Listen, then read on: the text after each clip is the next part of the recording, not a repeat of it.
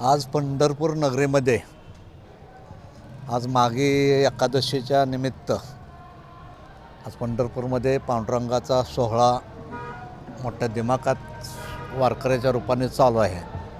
तसाच एक कलाकार वारकऱ्यांचा सोहळा पंढरपूरमध्ये आज संपन्न होत आहे आणि झालेला आहे।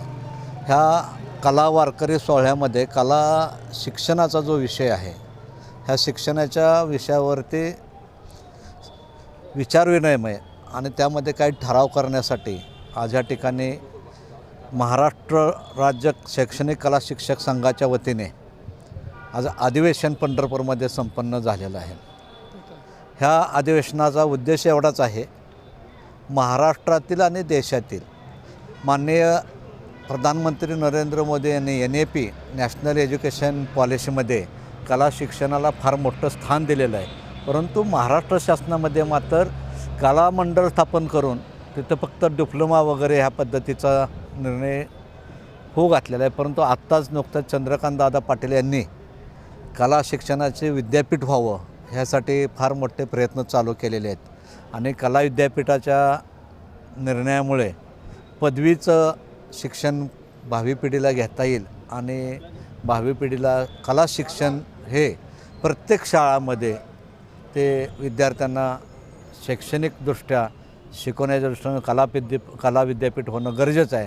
त्यानुसार माननीय उच्च शिक्षण मंत्री नामदार चंद्रकांतदादा पाटील, माननीय रजनीश कामत हे फार मोठ्या प्रमाणाने प्रयत्न करत आहेत। मी त्यांना विनंती करतो, हे काम लवकरात लवकर व्हावं हीच मागणी कला महाविद्यालय संघटनेची सुद्धा आहे आणि ही मागणी मान्य झाल्यास कला विभागाला खऱ्या अर्थाने न्याय मिळेल, कला विद्यार्थ्यांना न्याय मिळेल। आज मला या ठिकाणी कला शिक्षकाच्या संघाच्या वतीने मला या ठिकाणी कलाप्रेमी पुरस्कार दिला।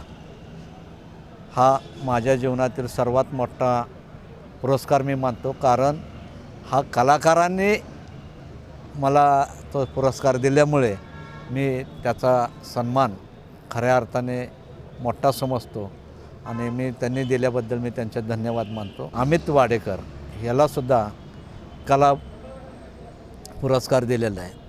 हे खऱ्या अर्थाने आमच्या सावित्रीबाई फुले कला महाविद्यालयाचा एक मोठा बहुमान आहे असं मी समजतो। किती एकूण पुरस्कार दिले? आज जवळजवळ एक